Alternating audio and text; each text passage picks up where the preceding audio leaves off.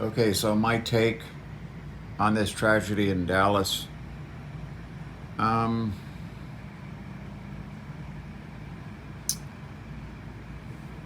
Cantilever versus non-cantilever, full cantilever, semi-cantilever wings on aircraft. Um, I always preferred the non-cantilever. I want to hang from my wings so I can look down. Um, I've flown Cherokee 6, American Yankees, very unstable fucking airplane, by the way. Um, Pit specials. I've been in a lot of aircraft with a lot of wing configurations. Um, in my opinion, that that P-63 never saw that B-17. He never saw him until it was too late. That is the problem for me with an aircraft. Let me show you what a full cantilever. So when you have a wing like this, which is what I used to fly most of the time, is because I like to look down. From this position, the pilot has an unobstructed view all the way around on the ground, okay? But with this design, you have an entire wing that is next to the pilot. In other words, when the pilot tries to look down, he's looking at aircraft wings covering the majority of what is below. They do this, okay, because of efficiency reasons, not because you want to be able to look down. I want to be able to look down, okay? 120s, 150s, 180s, 182s. I've flown many aircraft with this design, and it's because I could look down. That's what I wanted to do. This right here, for me, that's just a way to get from one place to another. This is what happened. That guy was in a turn like this. The bomber was underneath of him, and he never saw him till it was too late. If you look at the incident, this type of airplane, that 63 was in a turn like this, okay? And a slight climb. So he's actually got his nose in a climbing attitude, but airplanes just don't follow a straight line. When you're turning like this, your airplane is still moving downwards like this as you're committing your turn. That's why airplanes fly into the ground all the time. When you see them trying to pull up and they're still falling like this, even though they've got their nose up. He never saw that guy. He never saw him.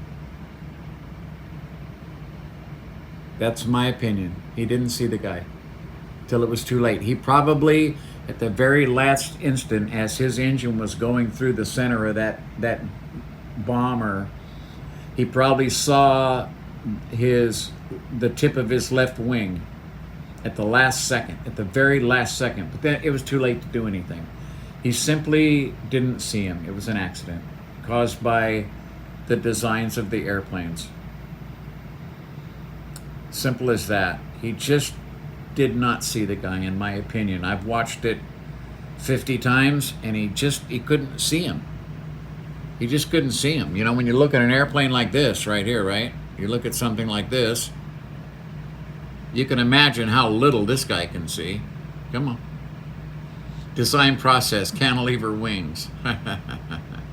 So you can see, like in the beginning, this guy could see nothing. No, thank you.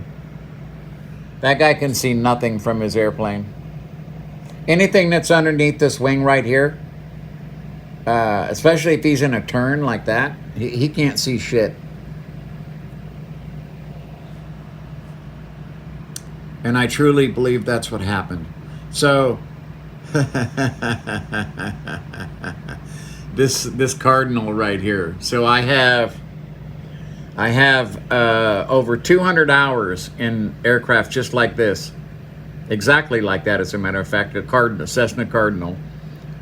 And you can see the pilot has an unobstructed view of the ground.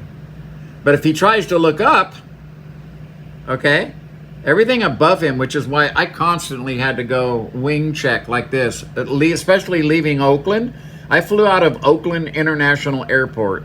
You talk about busy, okay? 27 right, 27 left was the civilian areas, and I think 27 was the far runway that the giant jets used. But you see, if he looks up, he can't see anything. And it's the same way when that wing was on the bottom. And that 63 just did not see that bomber. He ran into that B-17 because he couldn't see him until the last second. That's just my opinion. I prefer hanging from my wing because I want to be able to look down. That's why I'm flying.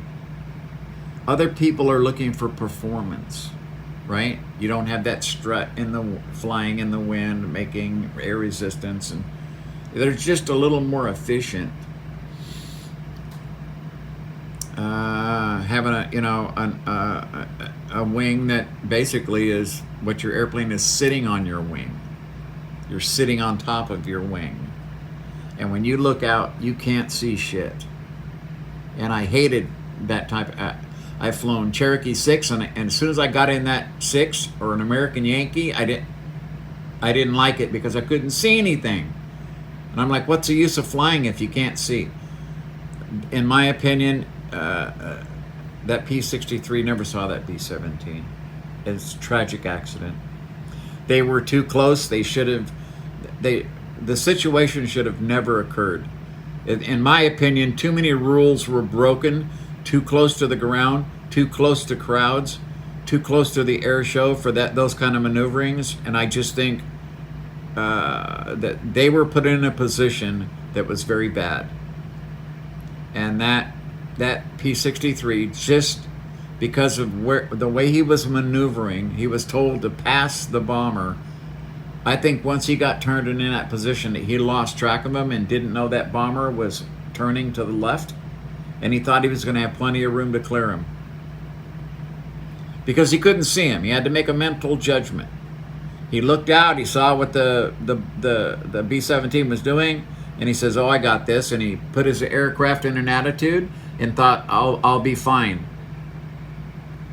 And he just, from the moment he put his airplane like this and put his nose up, he lost track of that B-17 and never saw him until he actually ran into him.